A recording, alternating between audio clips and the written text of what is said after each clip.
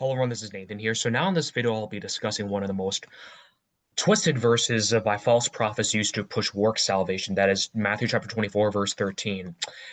That is the very famous verse among any false prophet, including Catholics, Jehovah's Witnesses, Darwin Fish, and others that use this verse to teach work salvation. It says, "But he that shall endure unto the end, the same shall be saved."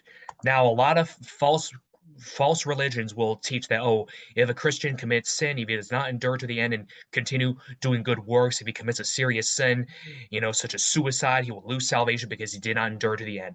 But that is not at all talking about it's not at all talking about spiritual salvation or salvation of the soul. Because in the context, the Lord Jesus Christ is talking about the end times, right? The second coming of Christ, right? This is not talking about the rapture. This is talking about the second coming of Christ.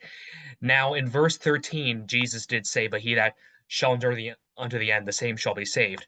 Now, of course, then he refers to the abomination of desolation spoken of by Daniel the prophet, stand in the holy place.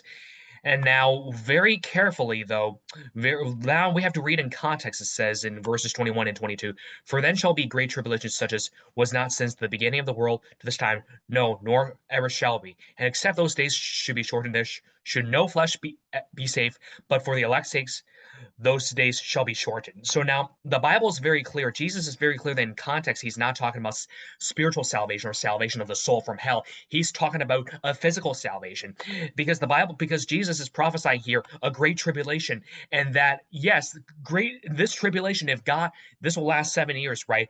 But hypothetically, if God doesn't put an end to it, if God doesn't just come, mankind will be exterminated, period. That would lead to the end of humanity. Okay, because Jesus said, "And except those days should be shortened, there should no flesh be saved, but for the elect's sake, those days shall be shortened." In context, this is talking about a physical salvation from the tribulation, right? And that's talking about during the tribulation. So this talk, as for endure to the end, that means enduring to the end of the tribulation. Okay, enduring to the end of the tribulation, persevering to the end, enduring the entire 7 years of tribulation. And believe me, those years will be a horrible time.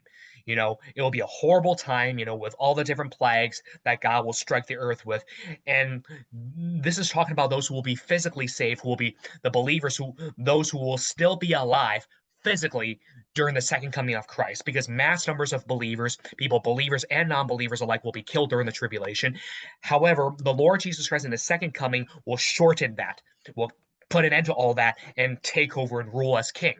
And yes, for the elect's sake, those days shall be shortened. So when the Lord Jesus Christ is talking about enduring to the end, he's not to be saved. He's not talking about a spiritual salvation or salvation from hell. He's talking about a physical salvation of the flesh from the tribulation. I hope this video clarified some very real confusion that unfortunately false prophets are putting in this world. If you want to be saved, please put all your faith and trust in Jesus Christ and not in your works. You're not saved by keeping the commandments. Only through Jesus can you be saved. Trust him today, friends. God bless you.